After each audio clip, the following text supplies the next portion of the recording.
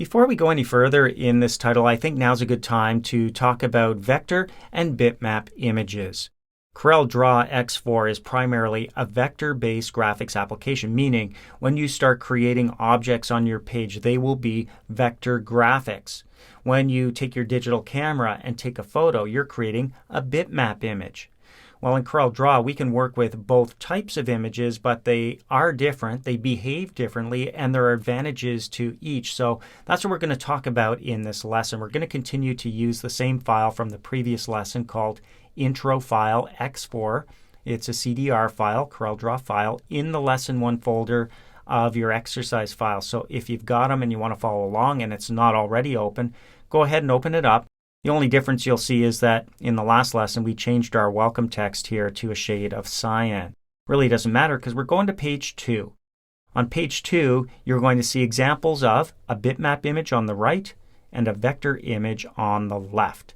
So now let's just talk about the differences between these two, starting with our bitmap over here on the right hand side. This is clearly a photograph taken with a digital camera. A bitmap image is an image made up of little pixels, little squares.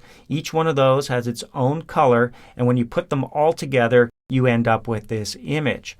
Now, we don't see those squares when we're zoomed out to a certain level. So when you take a picture with your digital camera and you get it developed, you don't see the squares. You'd have to look really, really closely with a magnifying glass or something more powerful to see those pixels. However, if you were to try and blow up that image into a poster size, you might start to see the little squares that make up the image, those pixels, and it becomes a little bit blurry or pixelated. And we're going to see that by zooming into our bitmap. So I'm going to go over here to my toolbox and click on the zoom tool. I'm going to click and drag over an area of the forest here. And when I let go, you can see how it's starting to get a little bit blurry or out of focus. Pixelated is the correct term, and you can actually see little squares that make up the image. If we zoom in even further, then it becomes very clear that these are little squares, different shades of green in this case, that make up the image. And that's why if I was to blow this up to a poster, I might start to see some of these squares. So scalability is not an advantage with a bitmap image. Same thing for sizing. If I was to size it up or down, I'm going to lose pixels or insert pixels to create the image, and then the quality of the photo starts to degrade. I'm going to hold down Shift and press F4 to zoom out to the full page view that we were at a minute ago. And I'm going to zoom in now to my vector graphic. Vector graphics are not made up of pixels. I'm going to zoom into this corner here. Vector graphics are made up of lines and curves and nodes, and there are mathematical calculations that go into the creation of these graphics. So you can see when I zoom in, that corner stays nice and round, and it's not jagged. There's no pixelation. What if I zoom in even further? Look at that, nice and smooth. Again, a nice straight line, and that's because there are no pixels in a vector graphic. Shift F4 on the keyboard zooms us back out, and that's the big difference between these two. Now, when you're creating in CorelDRAW, you're going to be creating vector images. Even though you can bring bitmap images in and even edit them here in CorelDRAW, typically, if you wanted to make changes to your graphic and it's a bitmap image, you're going to need some kind of photo editing software. I'm going to click on my pick tool, and I'm going to click right here on this bitmap. Now right away you'll see an option up here on the property bar, Edit Bitmap. And there are some bitmap editing tools built into CorelDRAW. If you really had to get technical with your image, you probably take it into something like Corel Photo Paint or even another application like Photoshop. Let's say I want to make a change. I want to edit just the grass, make the grass a darker shade of green. Well, I can't actually just click on the grass. It's the entire image that gets selected. Bringing it into an image editing application like Photo Paint allows me to do things like masking and put the grass on a separate layer and change its color. All of that is time consuming and a little bit complex. Whereas if I want to make a change to a vector image, that's different.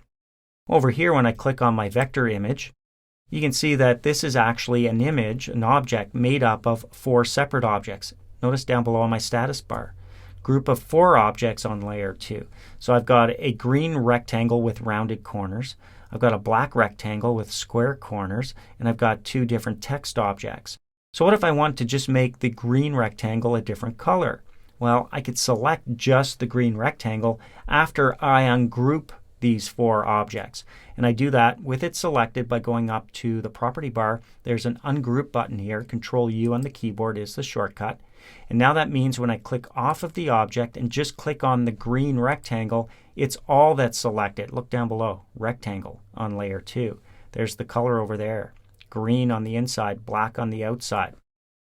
So if I want to change that to red, I come over to my color palette, I'll click on red, and that's all there is to it. A portion of the image is easily editable, whereas with a bitmap, it's not. I'm going to click undo, sets it back to green, and I'm going to marquee select all 4 objects. So I'm going to come out here, click and drag, and make sure that all 4 objects, that's all I want, inside that marquee. When I let go, that means they're all selected, 4 objects selected. It says so down here, meaning I can go up to this button on my property bar, which is now turned into a group button, to group them all back together, and now it's treated as one. Which means, of course, if I scale this up by going to the sizing handle up here in the top left corner and clicking and dragging to make it bigger, you can see how big it's getting here. I'm going to drag it up here as well. And now, even zooming in, I haven't lost any of the quality, the sharpness, the clarity. Shift F4 is going to take me back, and I'm going to have to size this back down. I'm going to click undo a couple of times to get it back to its original size. Go back to my pick tool and just click out here to deselect.